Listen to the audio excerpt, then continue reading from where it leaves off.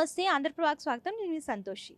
రోజు ఒక యాపిల్ తినడం వల్ల డాక్టర్ దగ్గరికి వెళ్ళే అవసరమే ఉండదని చెప్పేసి పెద్దలు చెప్తూ ఉండేవారు. సో, కాలక్రమేణా యాపిల్ తినేవాళ్ళు తగ్గిపోయారు. డాక్టర్స్ దగ్గరికి వెళ్ళేవాళ్ళు ఎక్కువైపోయారు. సో, మన డైలీ లైఫ్‌లో కొన్ని సూపర్ ఫుడ్స్ అయితే ఉన్నాయండి. ఆ ఫుడ్స్ తినడం వల్ల ఆరోగ్యానికి చాలా మంచి ఫలితాలైతే వస్తాయని చెప్పేసి నిపుణులైతే అంటున్నారు. ఆ సూపర్ ఫుడ్స్ ఏంటో, దానివల్ల వచ్చే లాభాలేంటో ఇప్పుడు తెలుసుకుందాం. సో, ఫస్ట్ వచ్చేసరికి యావకాడో. ఈ యావకాడో మార్కెట్‌లో కొంచెం ప్రైస్ అయితే ఎక్కువే ఉంటుంది. కానీ ఈ యావకాడో తినడం వల్ల మంచి ఫలితాలైతే వస్తున్నాయి.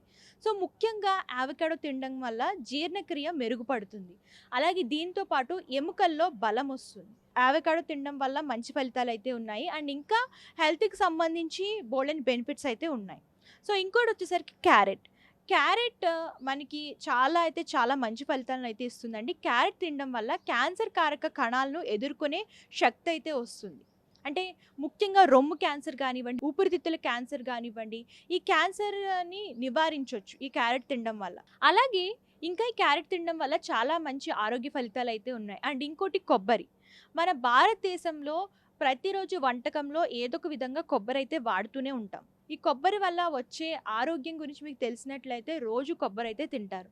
సో, రాత్రి పూట ఎవరైతే కొబ్బరి తిని పడుకుంటారో, సో, వాళ్ళకి గుండె సంబంధిత వ్యాధులనేవి తగ్గుతాయండి. అండ్ ఏంటంటే ఆహ్, దాంట్లో ఉన్న కొవ్వు పదార్థాలు మనకి గుడ్ కొలెస్ట్రాల్‌నయితే ఇస్తుంది. అండ్ ఇంకోటొచ్చేసరికి దానిమ్మ.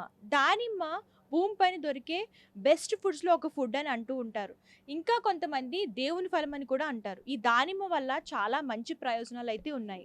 సో, బ్లడ్ ఎవరికైతే తక్కువ ఉంటుందో వాళ్ళకి బ్లడ్ అనేది ఇంప్రూవ్ చేస్తుంది. అలాగే ఇమ్యూనిటీ కూడా పెంచుతుంది. అండ్ డైలీ మనం దానిమ్మ జ్యూస్ తాగడం వల్ల చాలా మంచి ఫలితాలైతే ఉన్నాయి. ఈ 4 ఫుడ్స్ సూపర్ ఫుడ్స్ అండి. మన డైలీ లైఫ్‌లో ఈ ఫుడ్స్‌ని గనక మనం యాడ్ చేసుకుంటే సో, ఎలాంటి అనారోగ్య సమస్యలైతే ఉండవు. మంచి ఆరోగ్యం అయితే ఉంటుంది. సో, ఇదండి ఈరోజు హెల్త్ టిప్. మరొక టిప్‌తో మళ్ళీ కలుద్దాం. అంతవరకు చూస్తుండండి ఆంధ్రప్రభ.